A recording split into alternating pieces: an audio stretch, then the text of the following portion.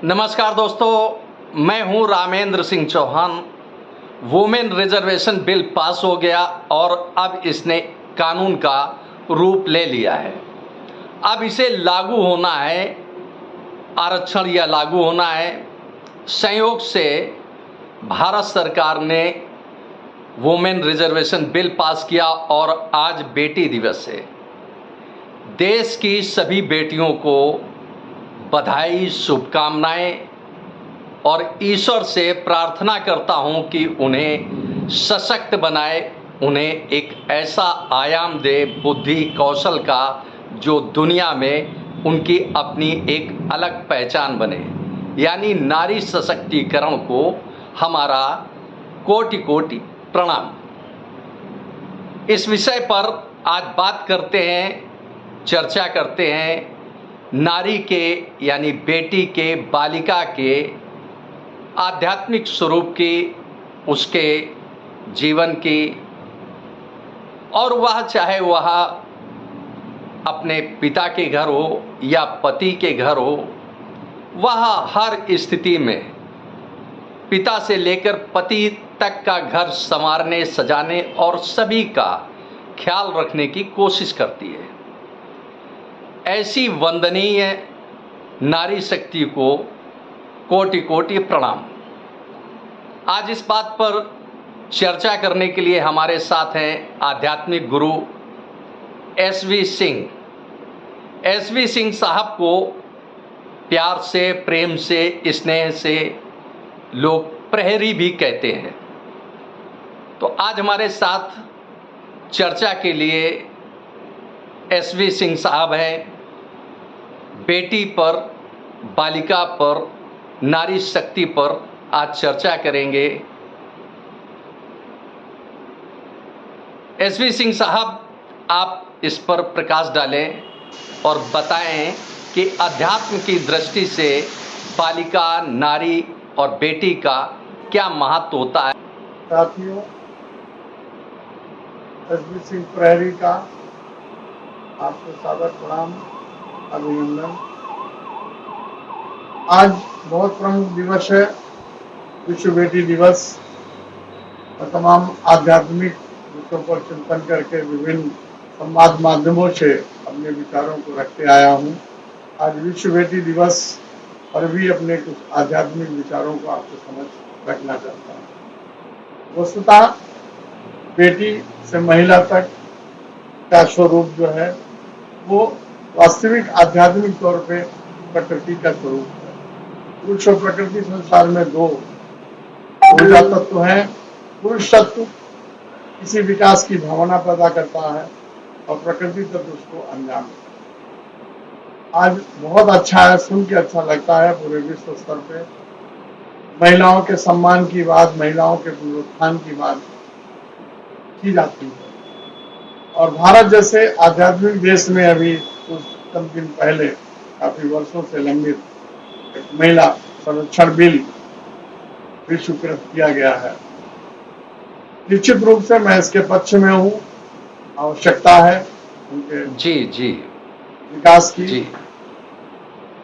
लेकिन जहाँ संरक्षण की बात आती है वहां मेरा आध्यात्मिक रूप से यह मत है, शायद मैं हम लोग किनके संरक्षण की बात करते हैं, जो स्वयं संसार का संरक्षण कर रही है, हम उनके संरक्षण की बात करते हैं। जरूरत है उन बेटियों के अंदर उन तत्वों की आध्यात्मिक चेतना और जागृति की। जैसे कि मैं एक संक्षिप्त उदाहरण प्रस्तुत करना चाहता हूं कि माता पार्वती ने जब बालिका स्वरूप में थी तो उन्होंने भी अपने ईश्वरत्व यानी कि प्रकृति स्वरूपा को प्राप्त करने के लिए अपनी चेतना का विकास किया, आध्यात्मिक विकास किया और विकास करके वो उन स्वरूपों तक पहुंचे। निश्चित रूप से आज अगर देखा जाए तो संसार की तमाम महिला, तमाम बेटियां, तमाम पुरुष भी ऐसे हैं जिन्होंने अपने अंदर तमाम ऐसे विकास किए हैं जो ईश्वरत्व तो उनको नहीं कह सकते, लेकिन ईश्वरत्व जैसे गुणों के आधार पर वो विकास की बात करते हैं, विकास का प्रत्यक्षीकरण करते हैं। चाहे हम अब्दुल कलाम जी की बात करें, चाहे हम अभी कुछ दिन पहले हमारे इसरो ने चंद्रयान की संरचना करके वहां तक, चंद्रमा तक की यात्रा की। निश्चित रूप से वो सोच और उसका प्रत्यक्षीकरण ये कोई व्यक्ति के, सामान्य व्यक्ति के बात नहीं है।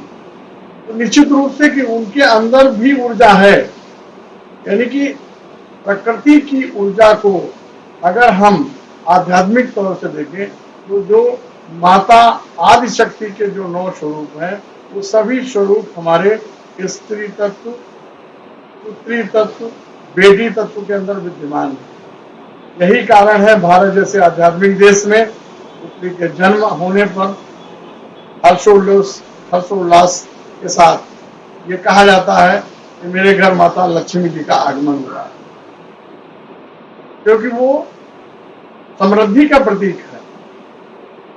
आज जीव का जो जन्म है, हर परिस्थितियों में अपने आप को स्थापित कर लेने का जो गुण है वो बेटी तत्व में ही उपलब्ध है। पुरुष के अंदर भी वो तत्व है, लेकिन पुरुष के अंदर पुरुषत्व का तत्व महान है, वो जो है प्रमुख तत्व है, और जो स्त्री है उसके अंदर प्रकृति का तत्व प्राथमिक है।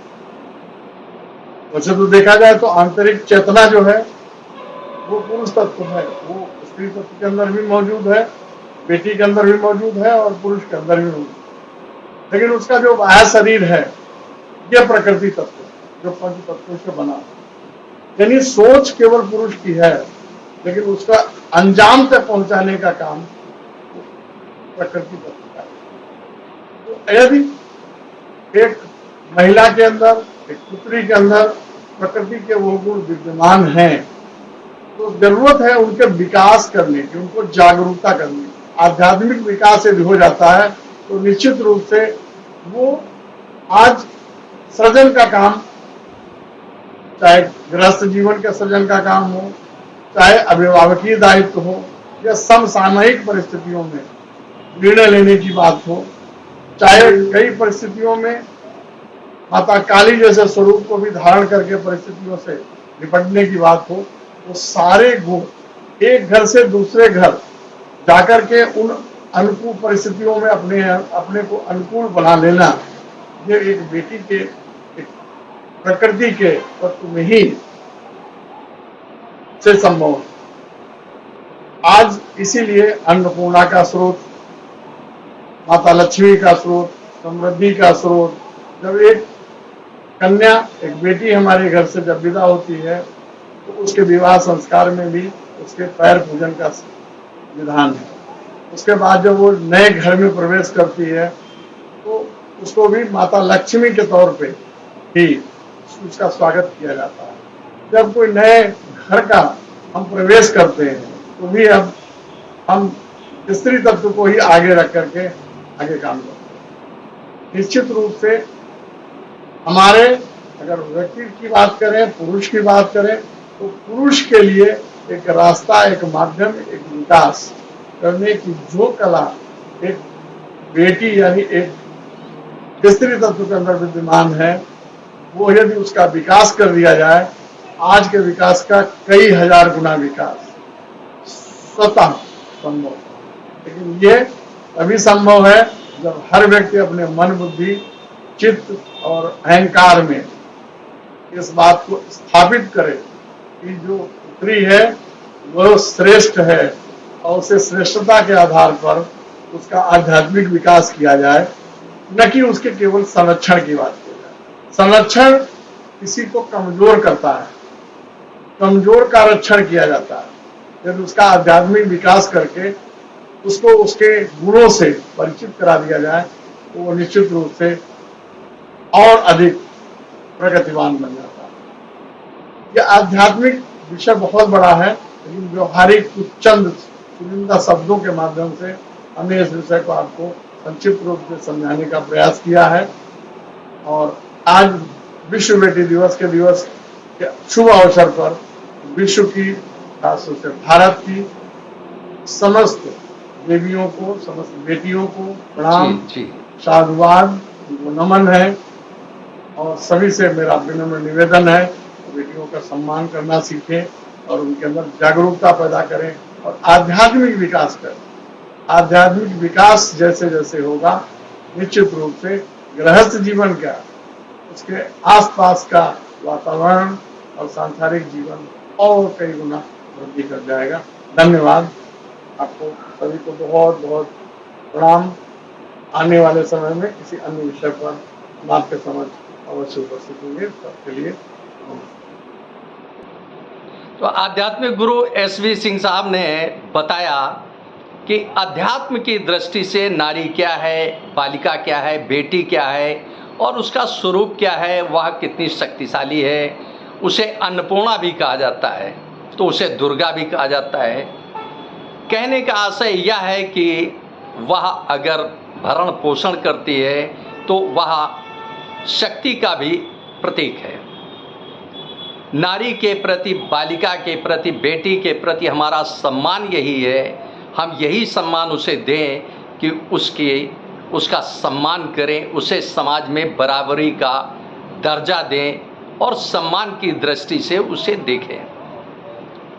आपने इस वीडियो को देखा, आपको यह वीडियो कैसा लगा कमेंट बॉक्स में हमें अवश्य बताएं। वीडियो को शेयर करें। यदि आप हमारे चैनल पर नए हैं तो हमारे चैनल को सब्सक्राइब करें, जिससे हमारे आने वाले वीडियो, आने वाले नोटिफिकेशन आपको मिल सके। दोस्तों, वीडियो को लाइक करना ना भूलें। आप लाइक करते हैं तो हमारा प्रोत्साहन होता है, हमारा मोटिवेशन होता है। आपने वीडियो को देखा, आपका बहुत बहुत धन्यवाद। Thank you. जय हिंद, जय भारत।